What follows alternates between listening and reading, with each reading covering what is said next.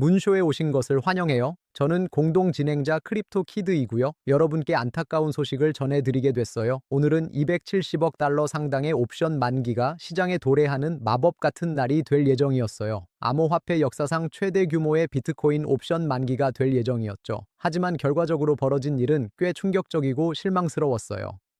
오늘 영상에서 비트코인 시장 구조를 분석하고 이 사건의 의미를 알아보겠습니다. 7만 4천 달러까지 하락할까요? 아니면 10만 7천 달러의 200일 이동 평균선까지 오를까요?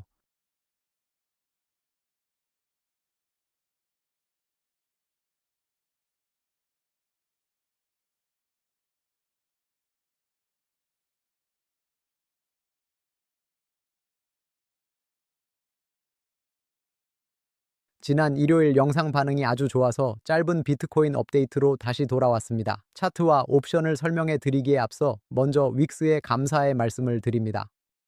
윅스에서 정말 멋진 캠페인을 진행하고 있어요. 많은 분들이 이미 윅스에서 거래하고 계신 것으로 알고 있어요. 아직 사용하지 않으신다면 이곳이 바로 제가 지난 1년간 비트코인 롱숏 거래를 해온 곳이에요. 가입을 원하시면 오늘 영상 설명란 하단에 첫 번째 링크로 가셔서 이메일 주소와 비밀번호만으로 40초 만에 계정을 만드실 수 있어요. 그리고 바로 사용 가능하며 모든 수익을 가져갈 수 있는 10달러에서 100달러 상당의 선물 쿠폰을 받고 싶으시다면 계정에 휴대폰 번호를 연동하세요. 그러면 거래에 사용할 수 있는 쿠폰을 받게 될 거예요. 또한 첫 번째 링크 바로 아래에 이 트레이딩 대회에 참가 신청할 수 있는 링크를 남겨둘게요. 이건 트레이딩 대회라기보다는요, 거래 수수료를 최대 40%까지 환급받을 수 있는 그런 캠페인이라고 할 수 있어요. 네, 맞게 들으신 거예요. 대부분의 거래소는 보통 수수료가 매우 높은 편이지만 설명란에 있는 두 번째 링크로 계정을 만드신 후에 참여할 수 있는 이 새로운 캠페인을 통해서 거래 수수료의 최대 40%를 WXT 토큰으로 환급받으실 수 있습니다. 정말이지, 이거 정말 대단하지 않나요? 처음에는 브론즈 등급에서 시작하시게 되지만 등급을 계속 올릴 수 있습니다. 다음 과제들을 완료하면 WXT 토큰으로 엄청난 금액을 환급받게 돼요.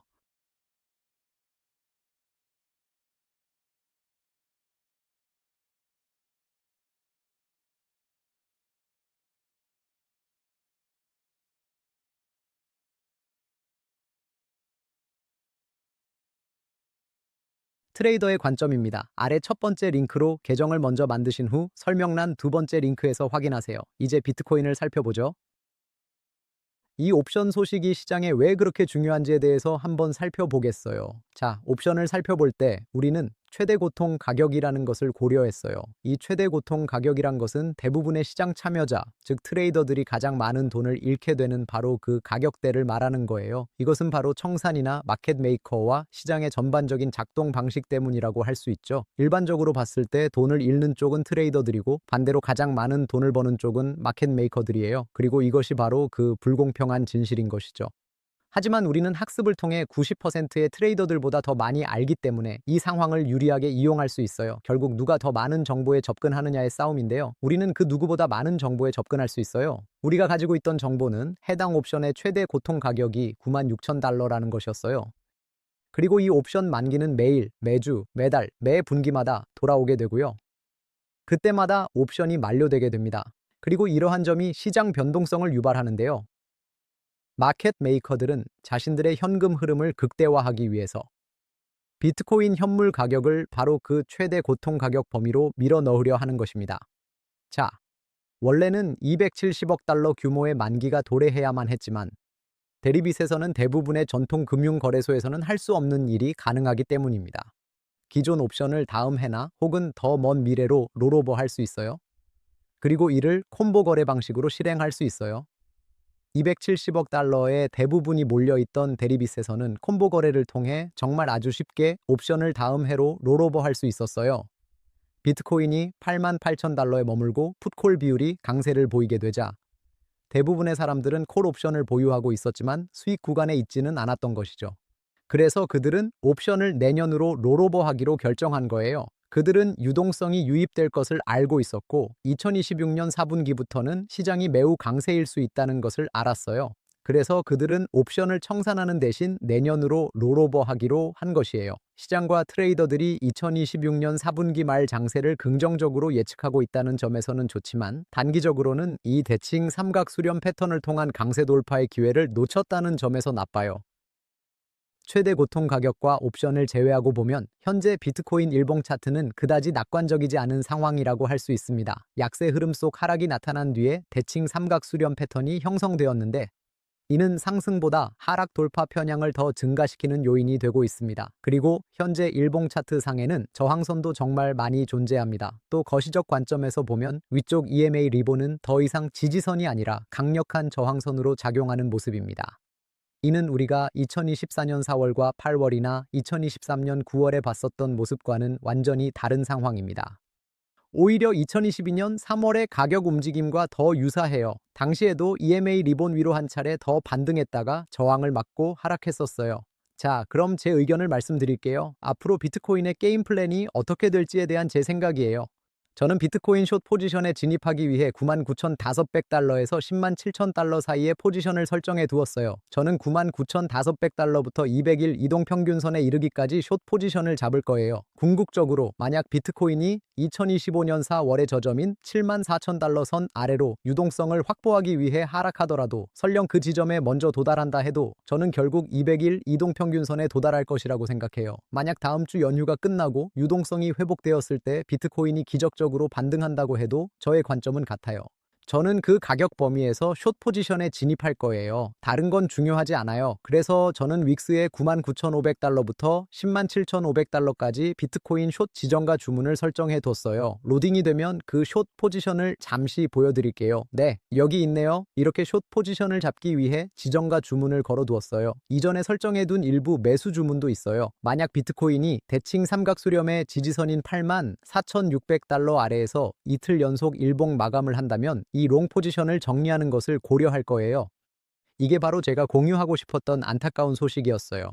거시적으로는 먼저 추가 하락이 나온 뒤 마지막 상승을 하고 그 후 더 큰 하락을 맞이할 수도 있어요.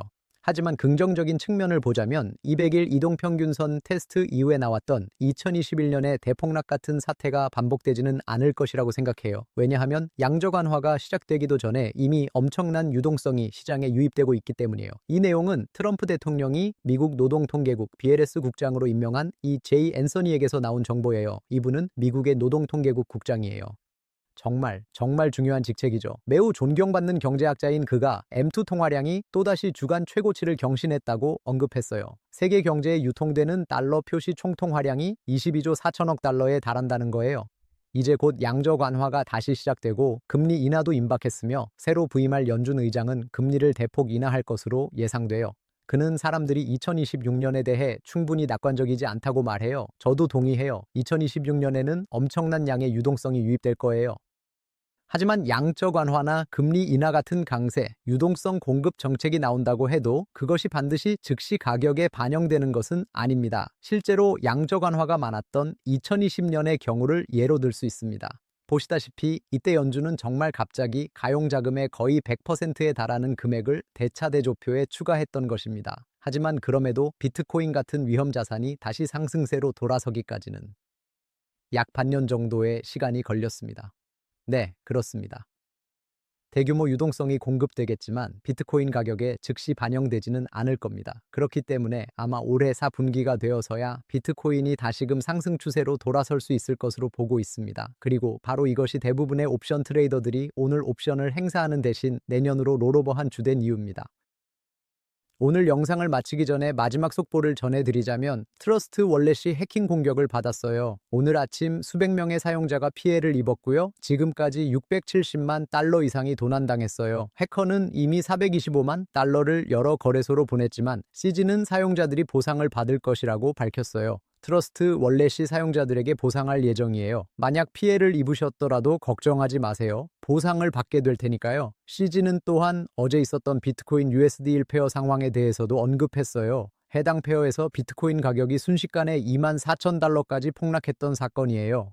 CG는 이것이 오히려 거래소가 거래에 개입하지 않는다는 것을 보여준다고 말했어요. 신규 페어의 유동성이 낮다는 것은 하나의 대규모 시장과 주문이 가격을 급등락시킬 수 있다는 의미예요. 하지만 차익거래 트레이더들이 이를 빠르게 바로잡았어요. 해당 페어는 어떤 지수에도 포함되지 않기 때문에 발생한 청산은 없었어요. 이것이 CG의 공식 입장이었어요.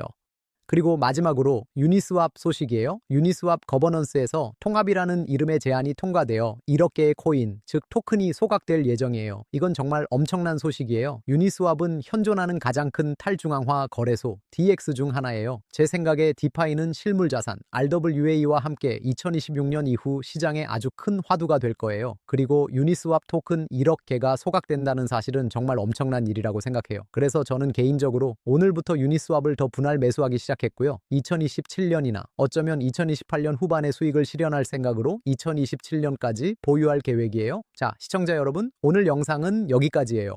시청해 주셔서 감사해요. 좋아요와 구독 잊지 마시고 시청하시는 나라와 도시도 댓글로 알려주세요. 여러분 즐거운 저녁 보내시고요. 이 채널과 크립토키드 채널에서 곧 다시 뵐게요. 그럼 안녕히 계세요, 여러분.